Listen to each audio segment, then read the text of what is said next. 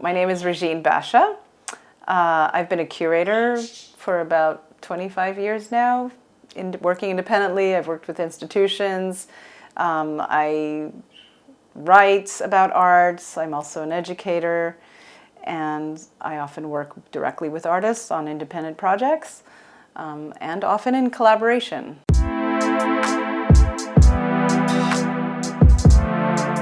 I really like working very close to the process of considering art projects and ideas and research. I'm not very much, that kind of curator that is like a conservator or takes care of the objects at the final stage, which is more of a museum curator. I'm much more interested in being the mediator and kind of matchmaking people based on the ideas that are in flux and that are in the state of exploration and experimentation. My own work at Pioneer Works, which is an art center that has a residency program that also houses a science department, really exposed me to how excited scientists are to work with artists. I mean, I didn't really know until I was in the context of and realized that there's so much to be gained about not necessarily always collaboration on a project itself. It just could be like parallel thinking on a particular matter or an idea so that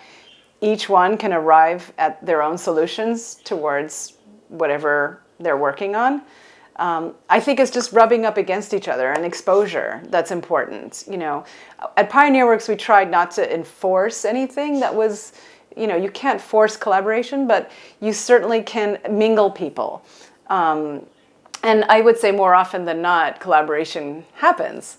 It's really just people-to-people contact. I mean, we've created these categories of, this person's an engineer, or this person's an artist, or, this person's a software developer. We have, as a society, I'll say, have become so OCD about all of these categories and what everybody's role is, and there's something to be said for more holistic studies. I think about this a lot, artists' influence in society, and often when I'm in teaching mode with graduate students, for instance, I try to give them examples of artists that I've worked with who are not necessarily working within the art market circuit, who are not just relying on sales and gallery sales and auction or museum sales, because there's a whole plethora of artist researchers, I would call them,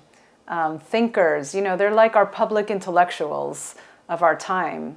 They're really thinking about, it's a cliche to say thinking outside the box. I kind of hate that at this point. We say that too often. But honestly, like a way an artist thinks about how to shuffle different ways of doing things or different ideas, even just in the way they live their own lives sometimes, can be extremely inspiring and visionary. I love thinking about the future, when you see like someone like Greta Thunberg and you think, wow, the future is here, when it comes to these categories that we're talking about, artist, scientist, lawyer, doctor, whatever, environmentalist, and so on. I think what's going to happen, and this is just a result of the beginning of the internet and how we are all reorganizing ourselves vis-a-vis interests and kind of different geographies and across different lines. So, I think it's such an interesting time to blow open, like, what's going to happen with nationalities, what's going to happen with, the disciplines we follow and we learn through school. So I think what's going to happen is that the schools will change, and once the schools change their disciplinary categories, then, there'll be different ways to interact through subjects, not necessarily only through singular expertise on something. It's crucial to be able to, it's like brain science. We know this already. You want your brain to expand, right? You want every opportunity for the plasticity to enact itself. And I think that that's exactly what artists do. They expand your brain.